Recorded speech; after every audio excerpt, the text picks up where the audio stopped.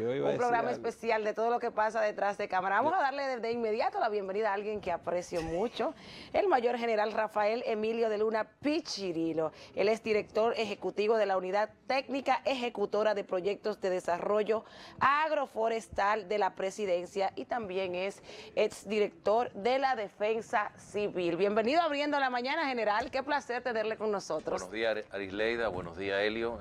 Gracias por invitarme a este programa matutino de tanta importancia. Bueno, general, a usted como que los campos le han favorecido mucho. Sí, tenía mucho que no lo veía y lo veo más rozagante y más joven. Tú sabes que el campo ayuda mucho, la vegetación, el aire libre, el aire puro, y bregar con la naturaleza, eso es bueno. ¿Sí o no, general Miro, ahí? No, y bregar con la gente también, o sea, la gente de la zona rural enriquece a uno. Así y es importante hacerlo. General, ¿qué es la Unidad Técnica Ejecutora de Proyectos de Desarrollo Agroforestal? Explíquenos en qué consiste esa unidad y cuál es el objetivo de la misma. Es una institución creada mediante el decreto 1017, que a su vez crea dos unidades. La unidad coordinadora en el artículo 1, conformada por el ministro de Agricultura, ministro de Medio Ambiente y ministro administrativo de la Presidencia, y el artículo 2 crea la unidad técnica ejecutora, que es la que maneja los proyectos agroforestales. Los proyectos agroforestales se encuentran en la zona más alta de nuestras cordilleras, donde hay comunidades que en años atrás fueron olvidadas, pero ahora están presentes. Están presentes porque estamos haciendo con ellos un ejercicio de mejorar su capacidad instalada de producción. Y lo sin afectar el medio ambiente. Claro, precisamente eso es parte del enfoque de desarrollo sostenible, tomando en cuenta el modelo ambiental, tomando en cuenta el componente humano en todo lo que es transversal a su desarrollo y un modelo económico que sea ambientalmente sostenible. ¿Qué ustedes siembran en esas lomas, mayormente? Porque no hay un problema en un tiempo aquí. ¿Con los aguacates? Sí, porque en algunos lugares sembraron algunos árboles productivos, obvio, de algunos frutos, pero no el ambiente no era adecuado. ¿Qué se siembra en esas lomas y cuál es el objetivo? Mira qué belleza. O sea, ¿cómo ustedes están involucrando a la comunidad en estos proyectos? Sí, nosotros estamos en la parte alta de la cordillera, que es la cuenca hidrográfica alta, en la cuenca hidrográfica media y en la cuenca hidrográfica baja. En la cuenca hidrográfica alta estamos sembrando coníferas, los pinos, el pino occidental, y que es el pino nuestro, y estamos sembrando latifoliadas. Perdón, ese pino es el que uno encuentra siempre que va a Constanza, Jarabacoa, esos pinos altos. Que le dicen pino cuava. Okay. Es un pino que tiene una ramificación diversa, no es como el caribea, que crece más o menos erecto. Horizontal. Sí, este pino es el pino natural, nuestro pino. Y este pino estamos replantando en la zona porque lo que estamos haciendo en la cuenca hidrográfica alta es restaurando ecosistemas. Este es un proyecto que no solamente es de reforestación, es un proyecto que la reforestación la ha enfocado en la restauración de ecosistemas, estableciendo las especies que estuvieron ahí antes de ser eliminadas y tomando en cuenta el sotobosque, que es tan importante como el dosel superior, como los árboles. El sotobosque es la parte que está debajo de los árboles, la que alberga mayor biodiversidad. Y cuando se establecieron los aserraderos en 1940, en la época de Trujillo, se diezmó la biodiversidad, se hicieron grandes depredaciones en la cordillera central, en la sierra de Bauruco, en la sierra de Neiva, prácticamente en todos los sistemas cordilleranos. Y en el 1967, cuando se detienen los aserraderos, se cierran los aserraderos, quedan la gente allá arriba. ¿Por qué? Porque los aserraderos le brindaron fuentes de empleo. Al quedar la gente allá arriba, establecieron colonias, comunidades, de ahí que nace Constanza, Rancho Arriba, o sea, todas esas zonas de alta montaña y muchas comunidades que no están específicamente en valles, sino en zonas montañosas, quedaron ahí. Entonces, ¿qué hizo el productor? Al verse sin empleo, comenzó a sembrar sin práctica de conservación de suelo. Ahí nace el conuquismo nómada. Después vino entonces el conuquismo ya permanente de un territorio, pero sin práctica de conservación de suelo, donde se fue deteriorando el suelo por la erosión hídrica. Y esto va en contraposición con el artículo 5 de la Ley 6400 y también con el artículo 13 de la Estrategia Nacional de Desarrollo, porque eran prácticas de producción no ambientalmente sostenible. En el ámbito de los proyectos agroforestales hemos detenido eso. ¿Qué ustedes hacen entonces con esas personas que viven del conuquismo y no están viviendo del conuquismo? ¿Cómo ustedes están enfrentando esa situación? Bueno, lo primero es que la Unidad Técnica Ejecutora del Proyecto de Desarrollo Agroforestal cuenta con un amplio programa de capacitación, porque es una acción de llevar la concienciación a la población.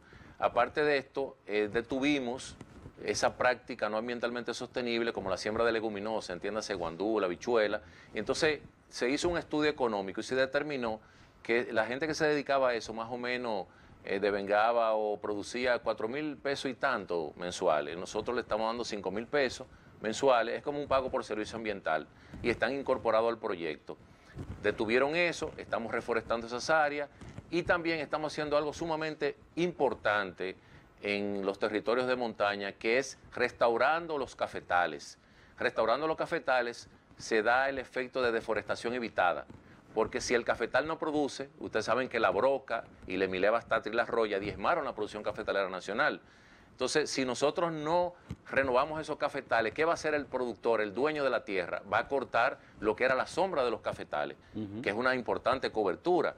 Y entonces ya renovando los cafetales con especies tolerantes a la roya, como los catimor, los achimor y otras más, nosotros logramos con esto que se evite que se deforeste. O sea, es un fenómeno de deforestación evitada, que es medible, estamos trabajando en eso, porque ya hemos intervenido más de 537.000 tareas. ¿Cómo? ¡Wow! Sí, eso es una cifra nunca alcanzada, la que hemos establecido. Más de 57 millones de árboles, entre coníferas, latifoliadas, aguacate, café. Qué El bueno aguacate que lo estamos mencione el plantando. aguacate, ¿El aguacate cómo es? El tema Aclárelo, del- general, el tema del aclárelo. aguacate general, aclárelo El eso, por aguacate favor. hay que mencionarlo, porque el aguacate, no en la zona de la cuenca hidrográfica alta, ahí no lo estamos plantando. Ok, ahora sí. Lo No estamos se debe plantar plantando. ahí. No, entendemos que eso hay que dejarlo como pura protección, preservación, y estamos sembrándolo en la parte de la cuenca media, hacia la baja. Hacia abajo, claro.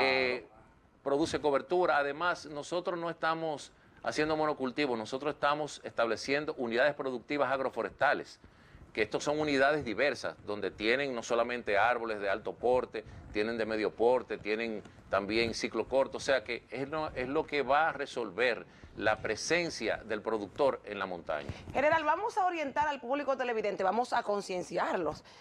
Cuando usted habla de cobertura, ¿a qué se refiere exactamente? Y cuando habla de productos o plantas que le hacen daño al suelo, ¿cuáles son esas?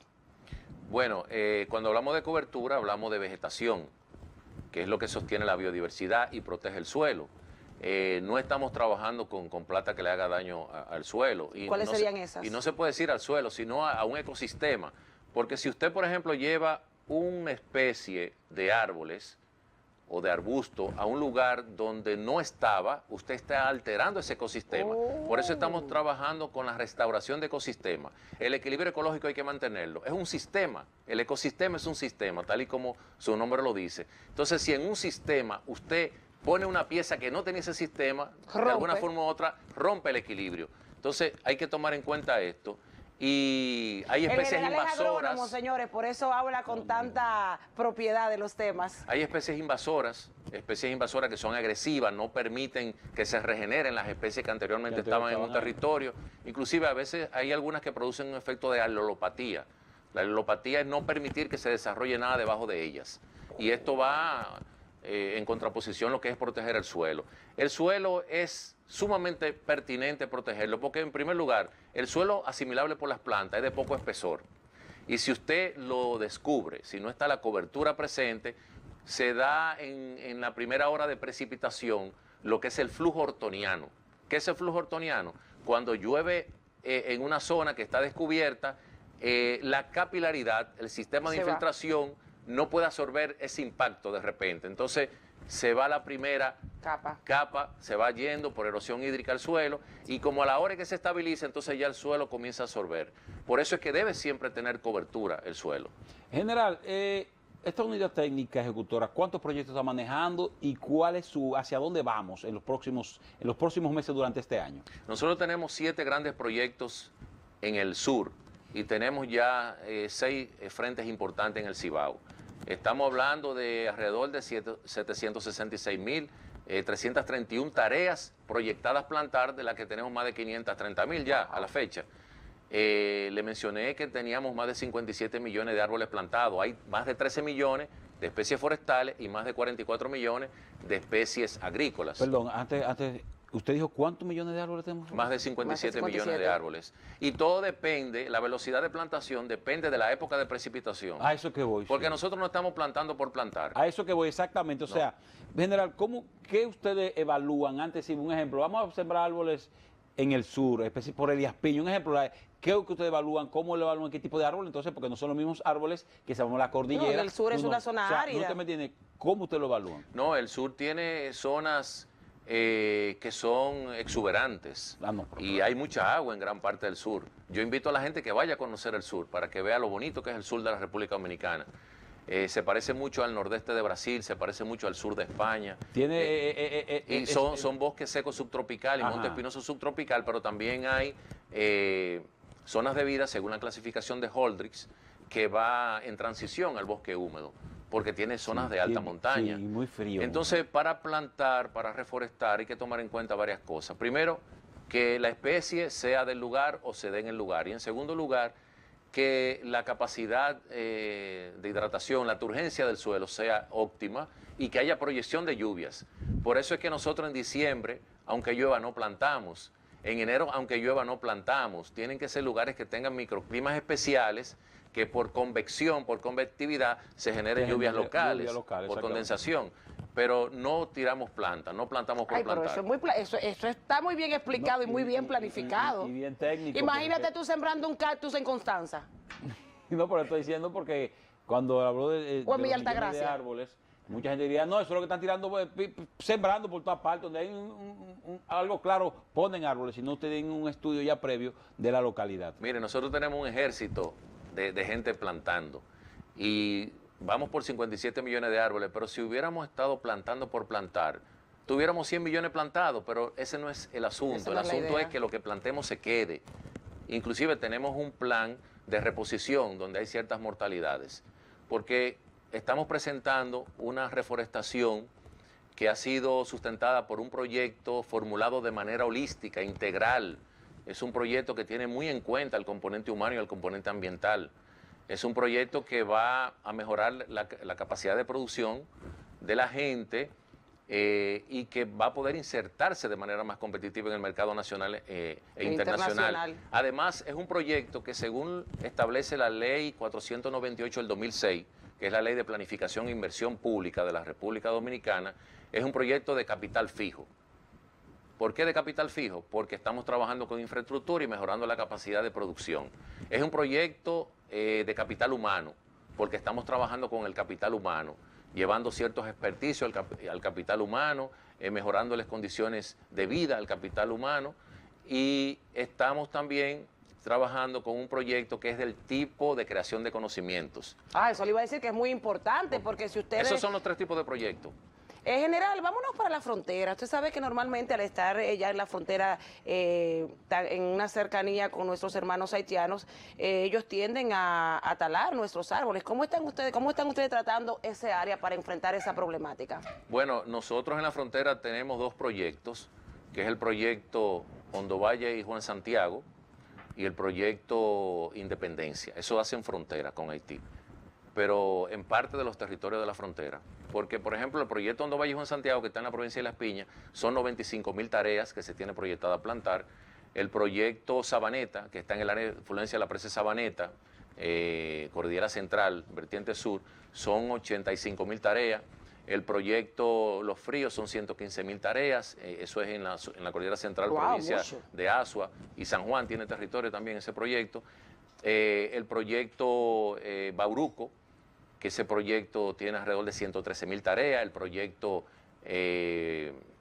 Independencia, que tiene más de 100.000 tareas también, el proyecto Barahona, que tiene más de 90.000 tareas. Ay, pero qué bueno enterarnos de esto. Y tenemos en el Cibao un frente en Santiago Rodríguez, ya en la Cordillera Central, tenemos en Monseñor Noel también, tenemos en la provincia de Espaillá, en la provincia de Hermanas Mirabal, y en otros lugares de importancia donde hay cafetales que fueron diezmados por la roya y donde hay zonas con falta de cobertura. Perdón, ¿la roya qué es? La Emilia bastatri, eso es un hongo que afectó la producción cafetalera nacional. Sí. Nosotros no producimos ni el 20% del café que nos tomamos. Y es la segunda bebida que más se bebe en el mundo, Wow, el café. sí. Primero el agua, después el café. Y tan bueno que es el roya nos café afectó dominicano. bastante. Sí, y entonces estamos trabajando con los catimor, que es un híbrido del café caturra y el timor. El timor a su vez es un híbrido del canefora pier, o sea, del café arábica y robusta. Este viene de la isla de Timor oriental, Wow, antigua sí, colonia claro. portuguesa en Asia. Entonces los híbridos de catimor, los sachimores, el tupí, el obatá, entre otros, son tolerantes a las royas, si le damos el adecuado manejo. Eso. Por eso es que tenemos un ejército también de técnicos en los territorios de montaña. Tenemos más de 132 técnicos en acompañamiento técnico con la gente. Y proyectar entonces, ¿hasta qué nivel estamos en ese aspecto, con esa siembra de producción de café? Más o menos, ¿cuánto estamos llegando ahora mismo? No estamos produciendo ni siquiera el 20% de lo que estamos consumiendo del café. Más o menos esta producción de café, ¿a qué nivel estamos llegando más o menos? ¿Hacia dónde vamos en este aspecto de la producción del café? Bueno, nosotros con los proyectos agroforestales que se comenzaron en el sur y se han expandido al Cibao, y seguirán expandiéndose porque es una necesidad nacional. El gobierno ha entendido y ha declarado de prioridad nacional la reforestación, la preservación de los bosques, la recuperación de nuestros recursos naturales, y entiende que es de interés social esto, lo que va en convergencia con el artículo 17 de la Constitución de la República y con el artículo 4 de la Ley 6400. Entonces nosotros vamos hacia una recuperación de la producción cafetalera nacional. Es una ardua labor porque ese hongo, la roya, diezmó prácticamente en todos los territorios de caficultores lo que es la producción de café. Pero estamos avanzando, es algo que va a llevar varios años, pero estamos apuntando hacia la renovación de los cafetales y a la recuperación de la producción cafetalera nacional. General, vamos a hablar de los pesticidas, porque el otro día estaba conversando en un grupo y hablábamos de los pesticidas y de su incidencia en el cáncer a nivel mundial. Y es que se usa discriminadamente en muchas áreas las pesticidas, e incluso dicen que hay un pesticida que está prohibido el ingreso a la República Dominicana y se está trayendo. Fíjense, los organofosforados y los organoclorados son residuales, se alojan en el tejido adiposo del ser humano, en la grasa. Y por No, eso, pero general, pero usted hasta sabe de biología también, es todólogo. y por eso es que estamos trabajando con una línea verde de agroquímicos, y debemos trabajar con una línea verde de agroquímicos. Y el Estado, aparte de ser signatario de acuerdos internacionales en este sentido, también en su política pública del manejo de agroquímicos también tiene eso establecido, una línea verde, como las piretrinas, los piretroides, que son biodegradables, y en los proyectos agroforestales es una obligatoriedad. Cualquier agroquímico que usamos tiene que ser de línea verde, tiene que ser biodegradable. Hay que prestar atención, sí son cancerígenos aquellos que son fosforados y clorados, y cualquier insecticida es dañino, hasta los biodegradables, eso depende también del uso que se le dé. En cuanto a los glifosatos, que es un herbicida sistémico, ese no debe usarse, porque ese contamina el suelo y dura mucho tiempo en el suelo. Y así, el suelo y el producto. No. claro, y por ejemplo, imagínese usted asperjando una lechuga recién cosechada para que venga al mercado con un insecticida que es depositario, que es residual. Eso sería terrible. Entonces hay que establecer controles, continuar con los controles. Ejecutora de proyectos de desarrollo agroforestal de la presidencia, y me he quedado sorprendida con esos 57 millones de árboles ya sembrados, y en su momento sobre todo. Sí, general, Así la gente se preguntaría de dónde salen los recursos y qué cantidad de personal están manejando para sembrar esos árboles. Sí, los recursos salen del presupuesto nacional. A la unidad técnica ejecutora se le colocó en este 2020 2.400 millones de pesos, y a esto se le está dando un uso con una visibilidad y transparencia que está inclusive supervisada por el BID, porque con el BID tenemos un tipo de financiamiento no acostumbrado en la región. Es un financiamiento por performance, por resultados. Tenemos un financiamiento del BID a 5 años de 150 millones de dólares. Diga, aclarar que esos fueron los 150 millones de dólares que se fueron aprobados el año pasado. Exacto. Recuerdo, sí, que hubo mucho cuestionamiento que era justamente para estos programas de reforestación. Bueno, estos programas de reforestación devuelven en beneficio al país la inversión en el componente medioambiental y productivo. Entonces, de esos 150 millones de dólares con el financiamiento del BI, hay alrededor de 103 millones que es para lo que son las unidades agroforestales y hay alrededor de 48 millones de dólares para los sistemas viales de esos territorios. Hay más de 258 kilómetros de caminos vecinales que eso van a pasar directamente a Obras Públicas y Obras Públicas lo va a rehabilitar. En cuanto a la unidad técnica ejecutora, está rehabilitando, ya rehabilitamos 161.8 kilómetros de caminos interparcelarios que son secundarios y vamos ahora en otro proceso a iniciar de 242 kilómetros de camino interparcelario. Los primeros fueron en la provincia Elías Piña, San Juan, Asua. Los segundos van a ser en Barahona, Independencia y Bauruco. Diga que esos caminos vecinales son tan importantes porque a la hora de que primero ya se reforestó la montaña y están los productores ubicados, si tú no tienes cómo tener acceso, tú de entrar y salir, no tiene sentido. Entonces, por eso, aparte de ese préstamo, van exclusivamente a restablecer esos caminos vecinales que muchos estaban olvidados. Eso entra en el componente comercial, porque el sistema vial es imperante, tenerlo en buenas condiciones en el componente comercial. Porque ¿cómo van a poder sacar los productos si estamos sembrando? ¿Y cómo va a poder movilizarse comunidades que tenían más de 50 años con caminos deteriorados? ¿Cómo? Sí, entonces eso estamos haciendo. Por eso es que el proyecto es de creación de conocimiento, proyecto de capital fijo y proyecto de capital humano, o sea, que es integral en este sentido. Y usted me preguntó que Sí, con qué personal contamos. Claro, general, porque usted en general en una brigada, por lo menos Bueno, tengo 10 guardias. tenemos- Y yo te cuento con esto, cuento con aquello. Nosotros contamos directamente con 2.600 personas, tanto hombres como mujeres, que conforman las brigadas de reforestación. También contamos con 132 técnicos y una serie de empleados que son los operadores de los equipos amarillos.